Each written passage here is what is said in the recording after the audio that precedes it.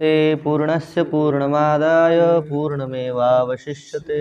ओम शांति शांति। शंकरं शंकराचार्यं केशवं बादरायणं सूत्रभाष्य कृतौ वन्दे भगवन्तौ पुनः पुनः। ईश्वरो गुरुरात्मेति मूर्तिभेद विभागिने व्योमवद्व्याप्तदेहाय दक्षिणामूर्तये नमः।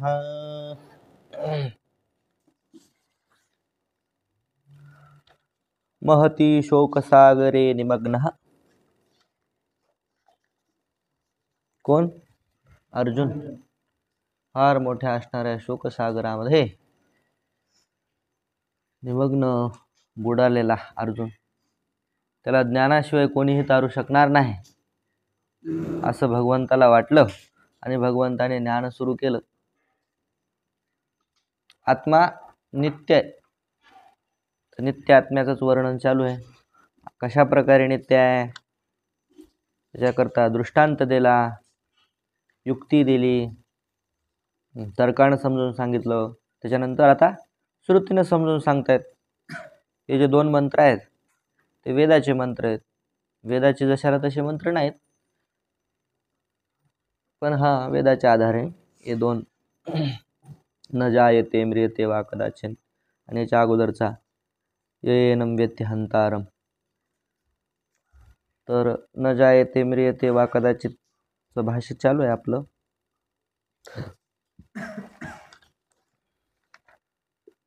पुराण हा आत्मा कसा आहे? पुराण आहे। पुरा अपि नव, तो आत्मा निरवयवत्वात् पुरा अपि नव इति पुराणः न वर्धते इत्यर्थः। आत्मा निरवयवत्वात्, निरवयव असल्यामुळे त्याच्यामध्ये अवयवच नाहीत, त्यामुळे पुरा हा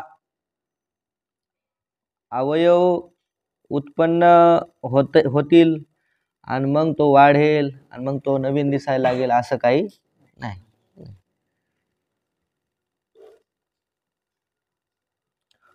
म्हणून त्याला काय म्हणतात? पुराण न वर्धते, वाढत नाही म्हणून। तथाच न हन्ते न विपरिणम्यते हन्यमाने विपरिणम्यमाने अपि शरीरे। तसेच हा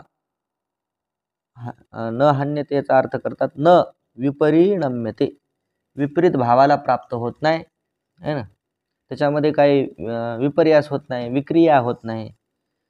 हन्यमाने म्हणजे विपरिणम्य माने, त्याच्यामध्ये विपरिणाम केला तरी त्याच्यामध्ये होत नाही। म्हणजे त्याच्यात आपण त्या आत्म्याला नष्ट करायला गेलो तरी त्याचा नाश होत नाही किंवा विकृत होत नाही।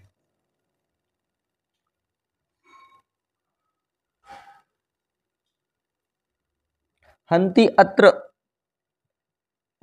विपरिणामार्थः द्रष्टव्यः अपुनरुक्तायै न विपरिणम्यते इत्यर्थः। जे इथं हन्ति श्लोकामध्ये जे पुन्हा पुन्हा आले ना, हन्ति, हन्यते, हन्यमाने शरीरे, जे दुसरं हन्यमाने त्याचा अर्थ मारणे असा नाही, काय फक्त विपरिणामाला पावणं, विकृत होणं असा अर्थ घ्यायचा। म्हणजे आत्मा विकृत होत नाही, मरतही नाही आणि विकृतही होत नाही। इथं पुनरुक्ती आहे असं समजायचं नाही। न विपरिणम्यते इत्यर्थः, विपरिणामाला पावतो म्हणजे तो मरतो असं नाही, तर मरतो नाही असा अर्थ करायचा। तर कसा करायचा? त्याच्यामध्ये कोणत्याही प्रकारची क्रिया होत नाही, विकृत होत नाही असा। अस्मिन् मंत्रे षड्भाव विकाराः लौकिक वस्तुविक्रियाः आत्मनि प्रतिषिध्यन्ते। या मंत्रामध्ये षड्भाव विकार, 6 प्रकारचे विकार आहे। अस्ति, वर्धते, विपरिणमते, जायते, अपक्षीयते, विनश्यते. 6 झाले. ह्या 6 प्रकारचे विकार अस्ति, जायते, वर्धते, विपरिणमते. हा 6 प्रकारचे विकार. या दोनच म्हणजे न जायते न म्रियते हे स्पष्ट सांगितले. बाकी हे जे विशेषण लावले की नाही, अजः, नित्य, शाश्वतः, पुराणः, याच्यावरून समजून घ्यायचं याच्या विरोधी विकार. अस्मिन् मंत्रे षड्भाव विकारः लौकिक वस्तु विक्रियाः आत्मनि प्रतिषिध्यते. या मंत्राद्वारे 6 प्रकारचे जे लौकिक विकार आहेत, है ना, वस्तू विक्रिया विकार कोणते, हा 6 प्रकारचे अस्ति, जायते वगैरे, त्या विकारांचं आत्म्याच्या ठिकाणी काय केलेलं आहे, प्रतिषेध केलेला आहे, निषेध केलेला आहे. आत्मा ह्या षडभाव विकार रहित आहे असं स्पष्ट भगवंताने समजून सांगितलं. सर्व प्रकार विक्रिया रहित आत्मा इति वाक्यार्थ. थोडक्यात काय सांगायचं, सरळ सरळ या सारांश काय, सर्व प्रकाराने विक्रिया रहित आहे आत्मा. त्याच्या ठिकाणी कोणतीच विक्रिया नाही. विक्रिया नाही म्हणजे विकार नाही. यस्माद् एवं तस्मात् उभौ तौ न विजानीतः इति पूर्वेण मंत्रेण अस्य संबंध. अस्य मंत्रेण पूर्वेण, या मंत्राद्वारे काय केलेलं आहे, पूर्व मंत्र. कोणता पूर्व मंत्र, एनं वेत्ति हंतारम, या मंत्राशी संबंध सांगितलेला आहे. म्हणजे हे दोन जे मंत्र आहेत ते एकाच अर्थाचं प्रतिपादन करणारे मंत्र आहेत.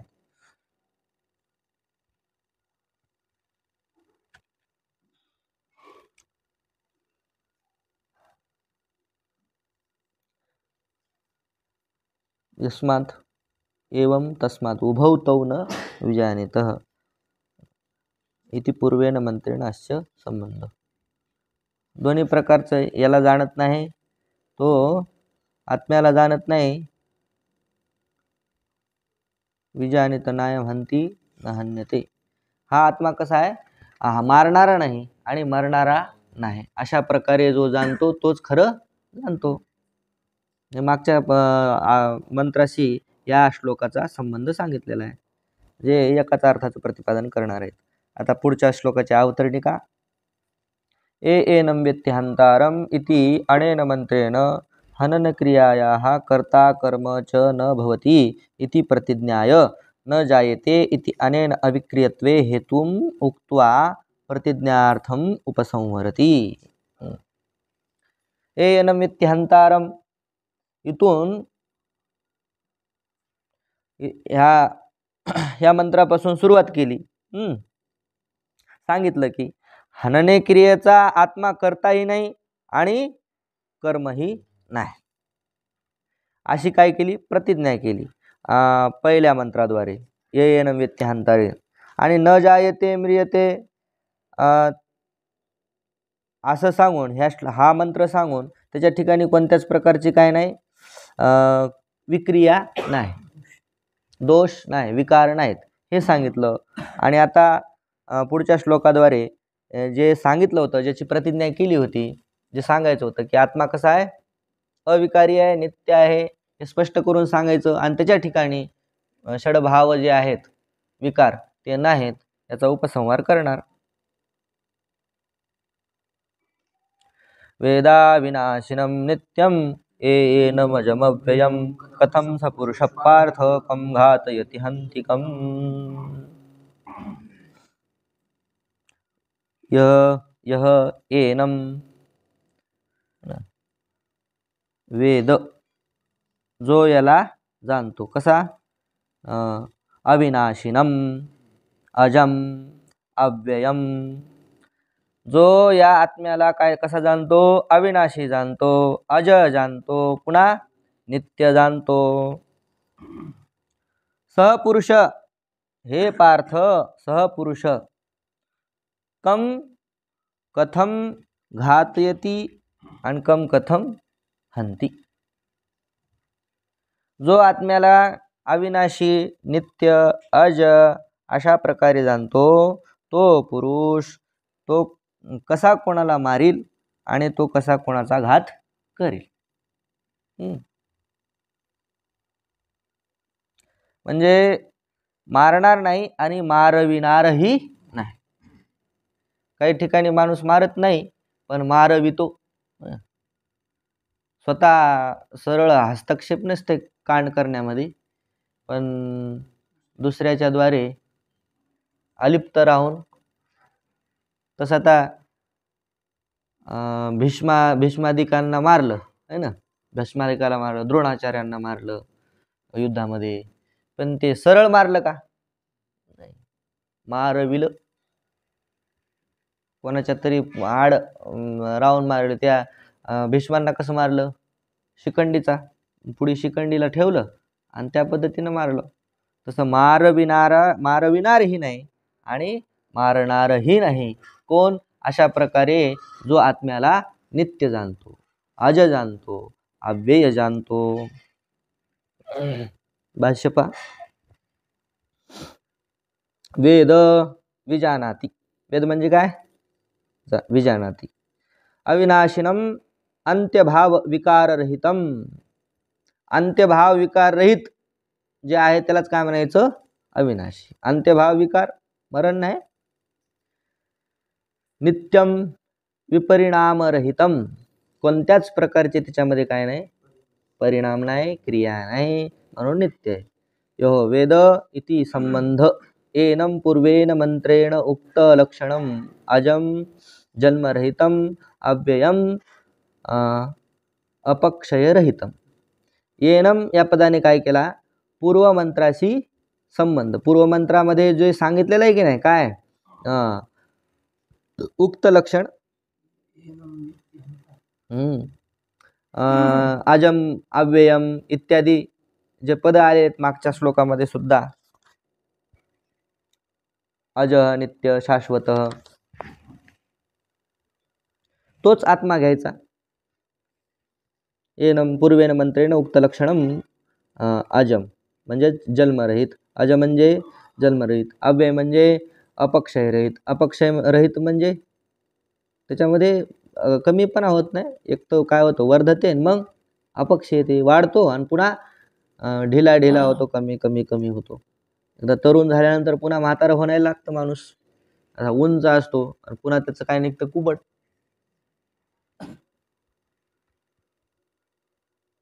अतः केन प्रकारेण सह विद्वान पुरुष अधिकृतः हंती हनन क्रियां करोति. कथम वा घातयति हंतारम प्रयोजयति. कथम, कशा प्रकारे, केन प्रकारेण, सह विद्वान, तो असणारा विद्वान. सह म्हणजे कोण? विद्वान, तो पुरुष. पुरुष म्हणजे कोण? अधिकारी. अधिकृत म्हणजे अधिकारी. हंती हनन क्रियां करोति. तो कोणत्याच पद्धतीनं हनन क्रिया करीत नाही, म्हणजे मारण्याची क्रिया करीत नाही. बरं. घातयति हंतारम प्रयोजयति.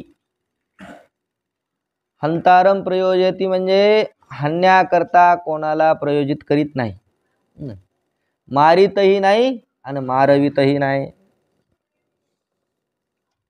घातयति निच प्रत्यय करून निजंत धातू आणि मग तो धातू चालवलेला आहे लटलकारामध्ये.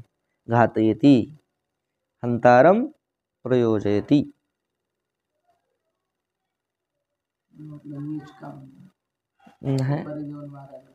नाही नाही, निच प्रत्यय म्हणजे मारविणे, करविणे या अर्थामध्ये. एक प्रयोजक करता असतो, एक प्रयोजक करता असतो. दोन प्रकारचे कर्ते असतात ना. एक करणारा आणि दुसरा करविणारा. करविणारा बी करताच आहे आणि करणाराही करताच आहे. असे जेव्हा संस्कृतमध्ये प्रयोग होतात करविणारा, तर तिथं निच प्रत्यय लागतो धातूला आणि पुन्हा त्याची धातू संज्ञा होऊन पुन्हा तो 10 प्रकारे 10 लकारामध्ये चालतो.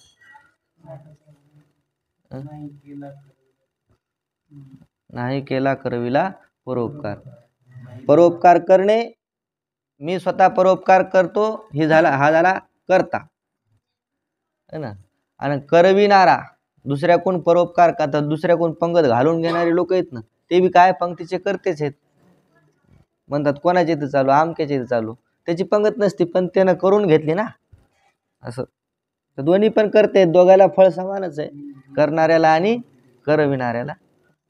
तसं मारणाऱ्याला आणि मारविणाऱ्याला दोघांनाही फळ सारखंच. आम्ही काय मारलं काय ते, आम्ही फक्त दुकानातून घेऊन आलो, आम्हाला पाप लागला नाही. तसं नाही. तुम्ही मारलं आणि तुम्ही घेऊन आले तरी दोघाला फळ समान. मारलंच त्याचा अर्थ होतो. न कथंचित कश्चित हंती न कथंचित कश्चित घातयती. तो कोणत्याच प्रकारे कशाच प्रकारे काय करीत नाही, मारित नाही आणि कोणत्याही कशाही प्रकारे कोणाचा घातही करीत नाही. कोण? तो विद्वान जो जाणतो. काय जाणतो? अजम अव्ययम पुराणः शाश्वतः, अशा प्रकारे जो आत्म्याला जाणतो तो कोणत्याच प्रकारे कोणाला मारित नाही आणि मारवितही नाही. बर. उभयत्र आक्षेप एव अर्थ प्रश्नार्थ असंभवात. या दोन्ही ठिकाणी कम घातयती हंतिकम असं म्हटलेलं आहे की नाही. तर कम घातयती इथं काय प्रश्न नाही, काय केलेला आहे, आक्षेप केलेला आहे. तो कसा मारीन, तो कसा घात करीन, जो स्वतःला काय जाणतो, अविनाशी क्रियारहित जाणतो ना. कोणत्याच प्रकारे त्याच्या ठिकाणी क्रिया होत नाही. मी कसा आहे, आत्मा आहे, आणि आत्मा कसा आहे, अविनाशी आहे, क्रियारहित आहे, नित्य आहे. मग तो कसा करून दुसऱ्याला मारी. म्हणजे मारते ते मी नाही, मी कोणाला मारित नाही. असं ज्यानं जाणलं ते कोणा कसा मारीन असं सांगायचं. इथं कथम घातयती असं जे म्हटलेलं आहे ना, ते काय प्रश्न नसून काय आक्षेप आहे. कसं मारीन म्हणजे मारणार नाही. अहो तो कसा मारिलो असं म्हणत नाही आपण. तो कसा मारिलो म्हणजे काय प्रश्न आहे का ती? नाही, तो मारणार नाही, त्याची गॅरंटी आहे आम्हाला. तो काय तसा माणूस, त्याच्यातला तो माणूस नाही.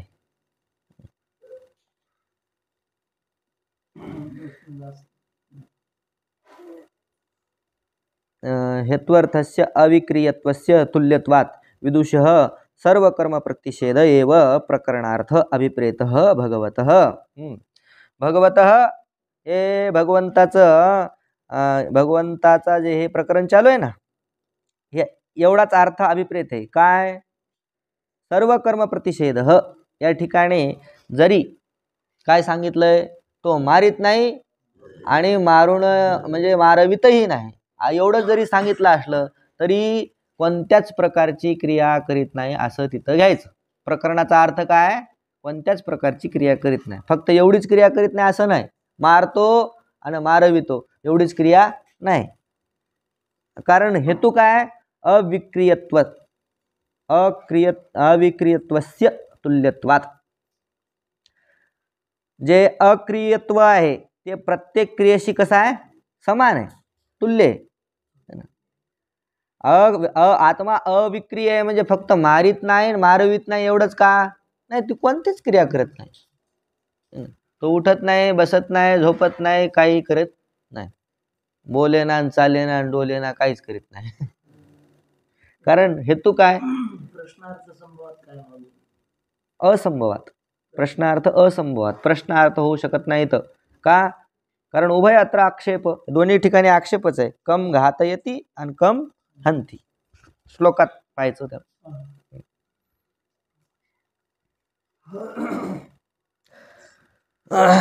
त्याचं जे अक्रियत्व आहे ते सर्वीकडे समान आहे, प्रत्येक क्रियेमध्ये समान आहे. म्हणून विदुषः सर्व कर्म प्रतिषेध. विद्वान जो ज्ञानी आहे, जो आत्म्याला जाणतो, त्याच्या ठिकाणी सर्व कर्माचा प्रतिषेधच आहे असं प्रकरणार्थ, असा या प्रकरणाहून अर्थ निघतो. आणि असाच अर्थ भगवंताला अभिप्रेत आहे. समजलं? हंते तू आक्षेप उदाहरणार्थत्वेन. नुसतं हंते म्हटलेलं आहे ना, हंती मारतो, हे जे म्हटलेलं आहे ते काय फक्त उदाहरणाकरता दिलेलं आहे. मारित नाही म्हणजे कोणतीच क्रिया करत नाही. एक आम्ही आता इथे चालू प्रकरण काय, मारामारीचं प्रकरण चालू आहे. दुसरं प्रकरण चालू असतं तर दुसरा क्रियापद आम्ही जोडलं असतं किंवा तो ते करीत नाही. चोरीचं प्रकरण चालू असतं तर मग काय म्हणलं असतो, तो चोरी करीत नाही. न चोर येती दोन्हीकडे ते निज बी न चोर येतीच होईल. आणि असं हे दशमगणाचा धातू असल्यामुळं न चोर येती असंच होईल. न चोर येती न चोर येती. तर पहा, प्रकरण चालू आहे हाणण्याचं, म्हणून हे जे उदाहरण दिलं न हंते तू आक्षेप उदाहरणार्थत्वेन. हंते म्हणजे मारतो असा जो आक्षेप केलेला आहे तो कशा करताय, उदाहरणाकरता सांगितलं आम्ही. नुसतं मारण्याचीच क्रिया त्याच्या ठिकाणी होते असं नाही. हो, मारण्याचीच क्रिया होत नाही असं नाही, कोणतीच क्रिया होत नाही. बरं, आता पूर्वपक्षी आला पा आज. काल यायला आठवण व्हायला पूर्वपक्षाची. विदुषः कम कर्मासंभवे हेतु विशेषम पश्यन् कर्माणि आक्षिपति भगवान कथम स पुरुष इति.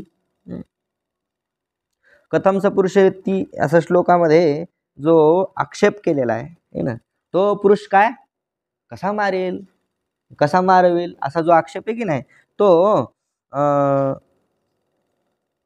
कोणता असा हेतुविषय पाहून, हेतुविशेष पाहून म्हणजे कोणता हेतू आहे की तो कोणालाही मारित नाही आणि मारवित नाही, याच्याकरता काय हेतू आहे. हेतुविशेषम पश्यन् कर्मासंभवे कोणत्याच कर्मासंभवे हेतुविशेषम पश्यन्, कोणत्याच कर्माचा असंभव त्याच्या ठिकाणी नाही याकरिता कोणता हेतू विशेष पाहून भगवान काय करतात, कर्माणी आक्षिपती, कर्माचा आक्षेप करतात. कर्माचा आक्षेप करतात म्हणजे कर्म त्याच्या ठिकाणी नाही असा आक्षेप करतात. बरं, सांगायचं काय हेतू आहे की नाही तुमच्याकडं. आत्मा कसा आहे, तो मारत नाही आणि मारवित नाही, याच्याकरता काही हेतू आहे की नाही, तेच सांगतात. ननु उक्त एव आत्मनः अविक्रियत्वं सर्वकर्मा संभव कारण विशेष.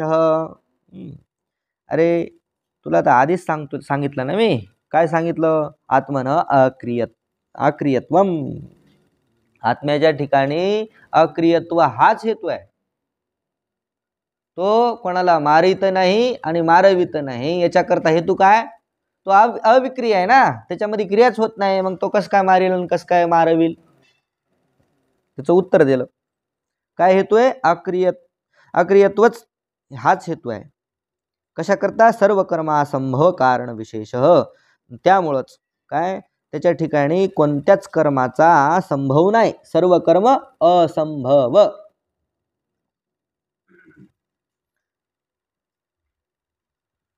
तर अक्रियत्व हा विशेष हेतू आहे.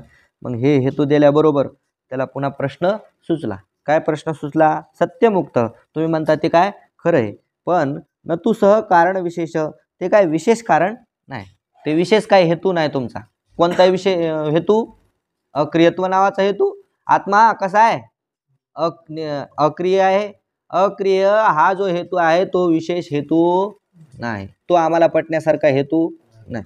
का असं का हो, अन्यत्वात् विदुषः अक्रियत्वाद आत्मनः इति न हि अक्रियत्वाद आत्मनः अन्यत्वात्. आत्मा कसा आहे, जो अक्रिय आहे त्याच्याहून अक्रिय असणाऱ्या आत्म्याहून हा वेगळा आहे. तर कसं दृष्टांतानं लगेच लक्षात येईल. नहि अविक्रियम स्थाणुम विदितवतः कर्म न संभवती इति चेत. आता एखाद्या माणसानं पाहिलं काय, एखादा स्थाणू म्हणजे लाकूड, आणि लाकूड पाहिलं आणि ते लाकूड कसं आहे, अविक्रिय, त्याच्यामध्ये कोणत्याच प्रकारची क्रिया नाही. आता लाकूडामध्ये कोणत्याच प्रकारची क्रिया नाही, हे जो पाहणार आहे त्याच्यामध्ये क्रिया आहे की नाही, त्याच्यामध्ये क्रिया होणार की नाही. नाही मग लाकडाला आता मी पाहिलं लाकूड कसं आहे, लाकूड स्थिर आहे म्हणून आता मी काय करणार नाही, असं होते का. नाही, तो जाईल लाकडाला पायन बाजूला होईल, काहीतरी करीन का नाही, त्याच्यामध्ये सुद्धा त्याच्यात क्रिया असती. त्याप्रमाणे आत्म्याला अविक्रिय जाणणारा त्याच्यामध्ये क्रिया नाही असं कसं म्हणतात. एखाद्याने आत्म्याला आता जाणलंय ना, आतापर्यंत कुठून सुरुवात झाली आपली, अशोचानन व शोचस्त्वम प्रज्ञा, तिथून सुरू झालं आत्म्याचं. आता आत्म्याचं आपल्याला ज्ञान झालं. आत्मा कसा आहे, नित्य आहे, म्हणजेच काय, क्रियारहित आहे. आता आपण जाणल्यानंतर आता ते आसन नित्य, आसन कसा, निर्विकार आसन, त्याच्यामध्ये कोणता विकार नसन, तो काही करीत नसन, तो मारित नसन, तो मारवित नसल, त्याला आमचं काय घेणं देणं. जसं एखाद्या लाकडाला स्थिर आहे, या खांब्याला पाहिलं मी तर हा खांबा स्थिर आहे तर असू द्या की, आता त्या खांब्याला पाहिलं म्हणून मी बी स्थिर राहावं असं काही नियम आहे का, असा पूर्वपक्षी म्हणतो. म्हणजे पूर्वपक्षी काय करतोय, आत्म्याला स्वतःहून भिन्न पाहतो. आत्मा वेगळा आणि मी वेगळा. का अक्रियत्वाद आत्मनः अन्यत्वाद विदुषः. विदुषः म्हणजे जाणणाऱ्यापेक्षा आत्मा कसा आहे, वेगळा आहे असं. जसं कसं, नहि अविक्रियम स्थाणुम विदितवतः. विदितवतः म्हणजे जो अविक्रिय स्थाणू, अविक्रिय स्थाणू म्हणजे कोणतीच क्रिया नसणारं जे लाकूड, आणि विदितवत त्याला जाणणारा, कर्म न संभवती, त्याच्या ठिकाणी कर्म न संभवती इति चेत, असं तुम्हाला म्हणायचं का. जो लाकडाला पाहतो आणि लाकूड कसं आहे, स्थिर आहे, अविक्रिय आहे, मग ते लाकडाला पाहणारा सुद्धा अविक्रिय होणार असं का, असा आक्षेप घेतलाय. तर न असं नाही. विदुषः आत्मत्वात. का, कारण विदुष म्हणजे जो पाहणारा आहे, जो जाणणारा आहे, तोच काय आत्मा आहे, त्याच्याहून आत्मा वेगळा नाही. म्हणून असा आक्षेप, असा प्रश्न तू करू शकत नाहीस. प्रश्न काय, पूर्वपक्षी काय म्हणतो एका वाक्यात, अविक्रिय स्थानूला जाणून कोणी अविक्रिय होतात. तसं आत्म्याला जाणून आत्मा अविक्रिय आहे, आत्मा नित्य आहे असं जाणून स्वतः कोणी नित्य होते का, स्वतः कोणी अविक्रिय होतो का, असा आहे प्रश्न. त्याचं उत्तर काय दिलं, विदुष आत्मत्वात, एवढंच उत्तर आहे.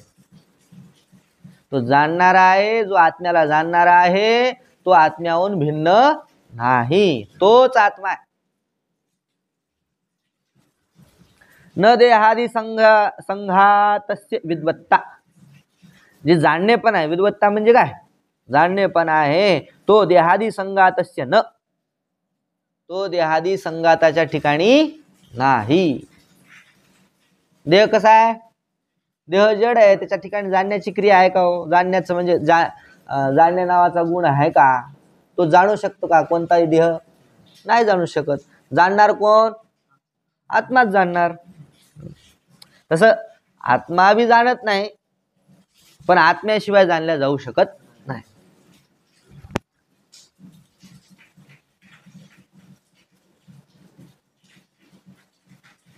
न देहादी संघातस्य विद्वत्. देहादीची संघाताच्या ठिकाणी विद्वत्ता नाही, म्हणजे जाणणेपणा नाही. मग आता पारिशेषात असंहत आत्मा विद्वान अविक्रिय इति तस्य विदुषः कर्म असंभवात आक्षेप युक्त कथम स पुरुषः इति.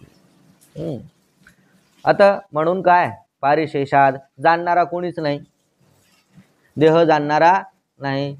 देह या शब्दाने तीनही शरीर घ्या, स्थूल शरीर, सूक्ष्म शरीर, कारण शरीर, हे तिन्ही शरीर जाणणारे नाहीत. मग उरलं कोण? उरलं कोण? आत्माच उरला ना. ह्या तिघांनाही जाणणारा जो आहे तोच उरला. त्याचंच नाव काय? आत्मा आहे. मग जाणणारा कोण आहे? आत्मा आहे. पारिशेषात पारिशेष न्यायाने असंहत, जो असंहत, संहत म्हणजे संघात, आणि असंहत म्हणजे संघाता अतिरिक्त जो आहे. संघात म्हणजे देहादी संघात, देहादी जे आहे, देहादीच्या अतिरिक्त जो आहे कोण? आत्मा. तो आत्माच काय?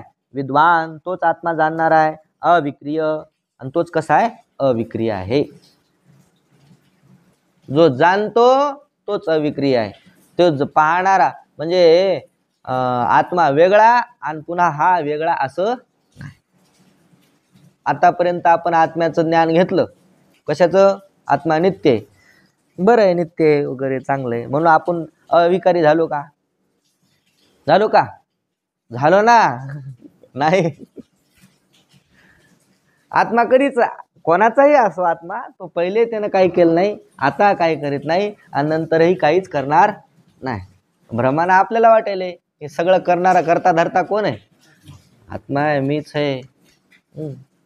देहादी संघाताच्या ठिकाणी चेतना नाही, म्हणजे ते देह म्हणजे आत्मा नाही, ते जड आहे. जशी एखादी वस्तू जड वस्तू आपल्याहून भिन्न असते, त्याच्यामध्ये क्रिया नसते, तसं शरीराच्या ठिकाणी कोणत्याही प्रकारची क्रिया नाही. ती क्रिया कोण करवितो? सत्ता स्फूर्ती देणारा कोण आहे? तो आत्मा आहे. आणि तो सत्ता स्फूर्ती देतो, करवितो आणि करवित बी नाही, करीत बी नाही. किती अवघड आहे.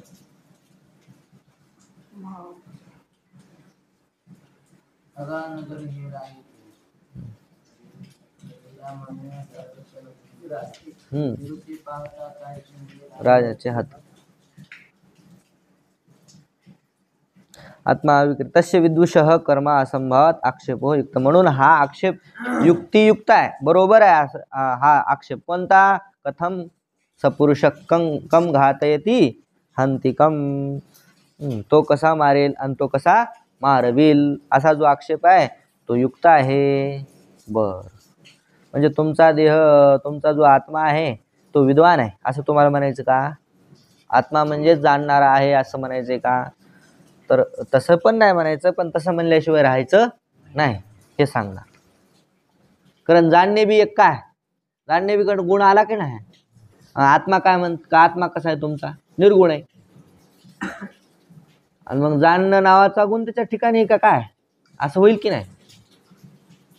मग एक गुण आला म्हणजे एक गुण आला तरी तो काय झाला?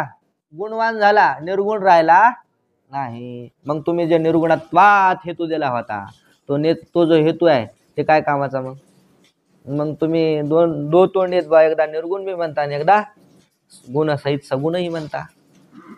मग एक कोणता तरी सांगा. तर मग आता हा मोठा प्रश्न पडला भाष्यकारापुढं. मग त्याचं जरासं स्पष्टीकरण. आता विद्वान तर एकदा आत्म्याला म्हणून गेले, मग आता त्याला ते सावरावं लागन का नाही, व्यवस्थित करावं लागन. त्याच्याकरता सांगतात यथा बुद्ध्यादी बुद्ध्याद आवृत्य.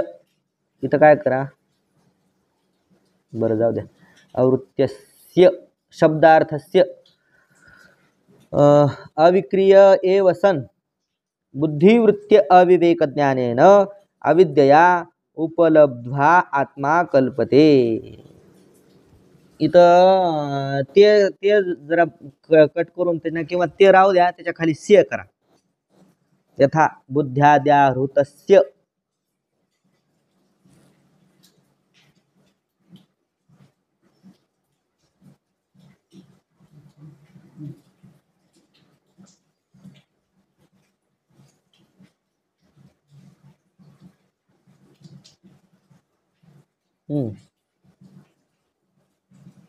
बुद्धिवृत्ती अविवेक विज्ञानेन, है ना. बुद्धिवृत्ती आणि आत्मा. बुद्धी म्हणजे जाणणारी, बुद्धी काय जाणणारी असते, आणि आत्मा कसा आहे? अविकारी आहे. पण हे दोन्हीचं मिक्सच ज्ञान होऊन, है ना, या दोन्हींना मिश्रित करून म्हणजे विशिष्ट होऊन जीव होऊन अंतःकरण, त्या आत्म्याला अंतःकरण उपाधी लागून काय होतं, प्रत्येक वस्तूचं ज्ञान होतं. अगोदर अंतःकरणाची कल्पना करावी लागते, मग ते अंतःकरणाची मग वृत्ती. अंतःकरणाची वृत्ती म्हणजे काय, अंतःकरणाचा परिणाम. तो अंतःकरणाचा परिणाम प्रत्येक वस्तूपर्यंत जातो, त्या वस्तूच्या आकार होतं आणि मग त्याचं ज्ञान होतं. मग हे कधी होतं, कशा पद्धतीने होतं, बुद्धी आणि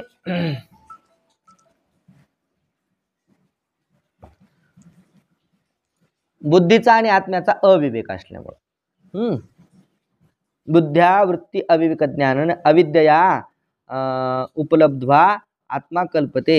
अविद्याद्वारे आत्मा हा उपलब्ध होतो, म्हणजे आत्मा हा प्रत्यक्षादी प्रमाणाद्वारे ज्ञान करून देतो, अशी कल्पना आपण करतो.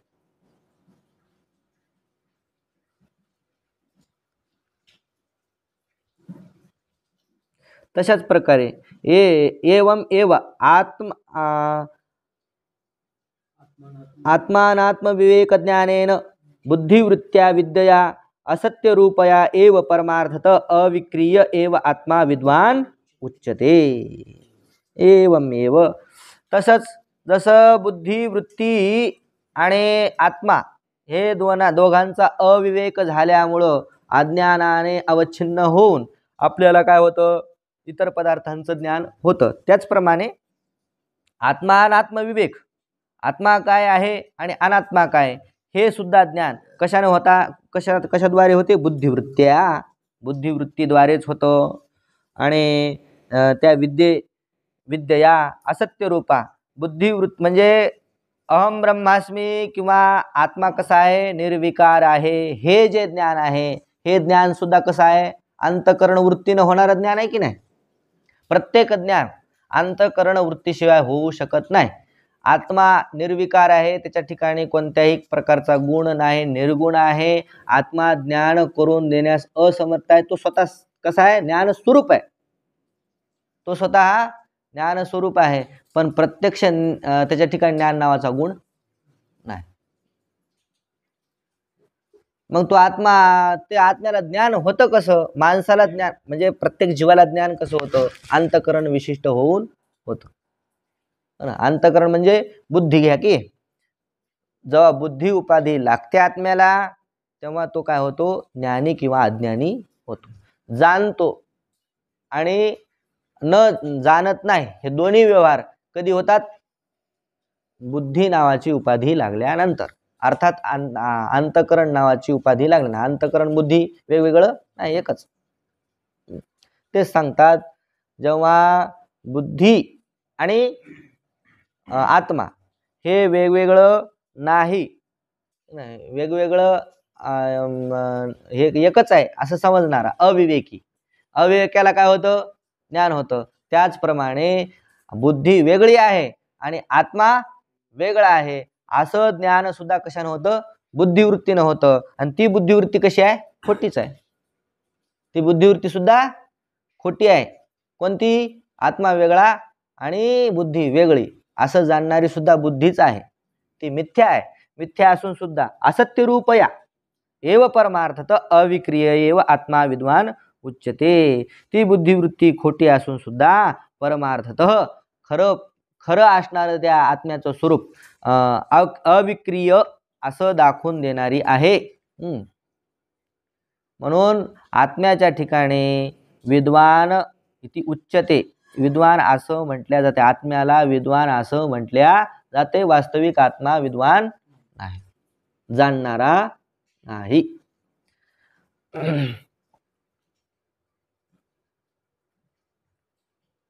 जाणणं आणि न जाणणं हे दोन्ही बी काय आहेत, बुद्धीचे धर्म आहेत. जाणणं न जाणणं, आणि बुद्धी म्हणजे आत्मा. म्हणून आत्म्याला विद्वान म्हटलेले. कशाद्वारे जाणतो, बुद्धीद्वारे जाणतो. कशाला जाणतो, आपल्या स्वरूपाला जाणतो. आपलं स्वरूप आपल्याला जाणून घेण्याकरता बी कशाचं सहाय्य घ्यावं लागतं, बुद्धीचं सहाय्य घ्यावं लागतं.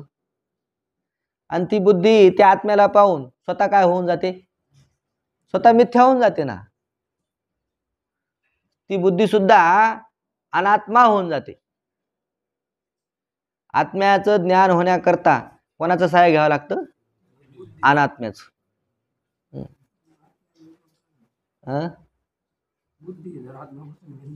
हा, तर मग जो आरोप केला की आत्मा विद्वान आहे, तर मग आत्म्याला का विद्वान म्हणलं? त्यांनी स्वतंत्र बुद्धीला विद्वान म्हणायचं.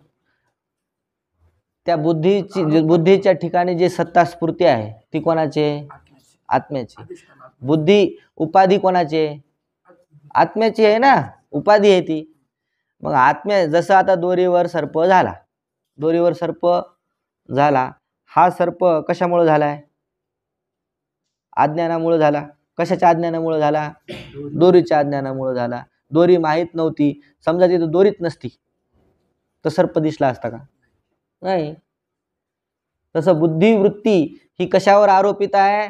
आत्म्यावर. आत्म्याची उपाधी आहे ना. आत्माच नसता तर बुद्धी तरी कशी राहिली असती? नाही, राहिली नसती.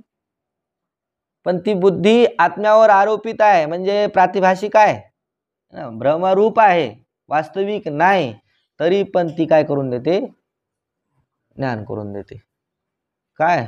ओवी उदकी झाली बाबुळी. हा, ते उदकाते जैशी झाकोळी. तशी बुद्धी कोणावर झाली? खोटी खोटी आत्म्यावर झाली. आणि आत्म्यालाच तिनं काय केलं? आवृत्त केलं. बुद्धी बाहेरचं ज्ञान जास्त करते ना, त्याच्यामुळं आत्म्याकडे जात नाही. बुद्धीमुळेच माणूस कसा आहे? बुद्धीमुळेच माणूस अज्ञानी आहे आणि बुद्धीमुळेच माणूस कसा आहे? ज्ञानी आहे. बुद्धी जर विषयाचं किंवा बाहेर जड पदार्थाचं ज्ञान करीत राहिली, ती जर अंतर्मुख झाली नाही तर तोच माणूस काय होतो? अज्ञानी होतो. आणि ती जर बुद्धी अंतर्मुख झाली, स्वतःला जाणायला प्रवृत्त झाली, तर ती बुद्धीच काय? ज्ञानी.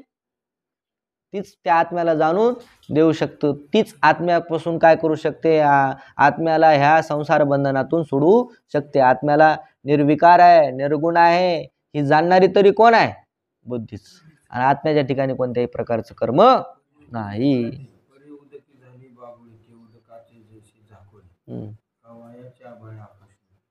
वायाचे आभाळी आकाश लोप, हे दृष्टांत. आता हे जे आपण काय म्हणतो, आभाळ आलं आणि सूर्य झाकला, मग सूर्य झाकल्या जातो का? नाही. जरी तितकंच आपल्या इतक्या एरियापुरते जितके ढग असतात तितका सूर्य दिसत नाही. वास्तविक सूर्य नाही का? आहे. मग हे ढग तरी कशापासून होतात? ढगाचं मुख्य कारण कोण आहे? सूर्याशिवाय ढग होऊ शकतात का? सूर्य तापतो तेव्हा पाणी गरम होऊन उष्ण होऊन त्याची वाफ होऊन त्याचे ढग बनतात. म्हणजे सूर्य ढगायला कारण कोण आहे? सूर्य. सूर्याशिवाय ढग होत नाहीत आणि तेच ढग कोणाला झाकतात? सूर्याला झाकतात.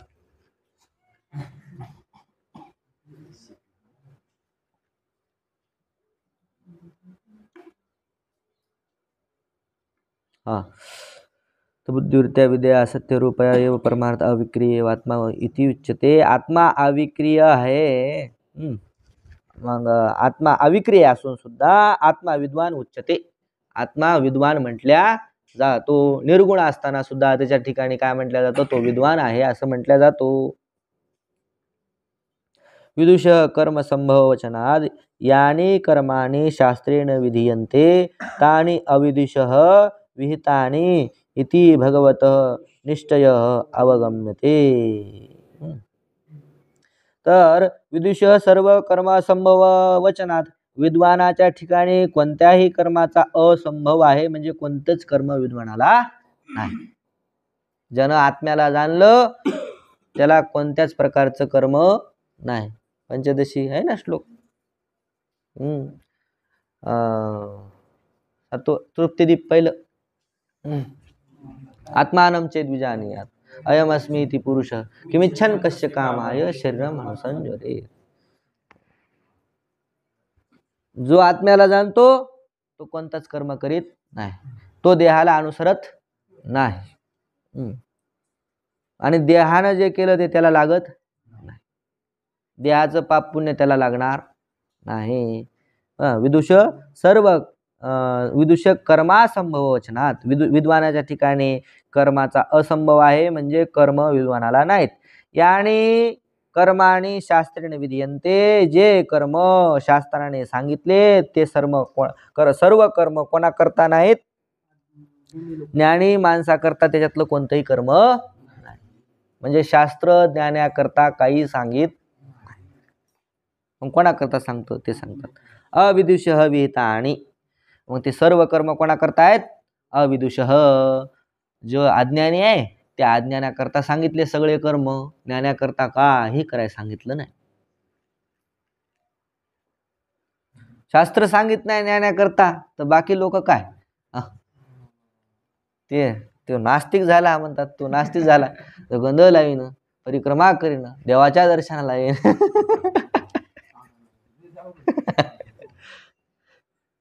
तिथं वेद सुद्धा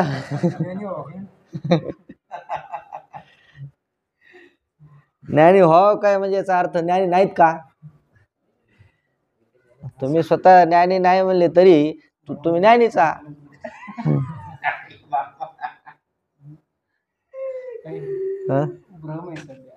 भ्रम आहे अज्ञानी असण्याचा. बरं, सगळे कर्म कोणा करतायत मग? अज्ञाना करता. असा भगवंताचा निश्चय याच्यातून दिसतो.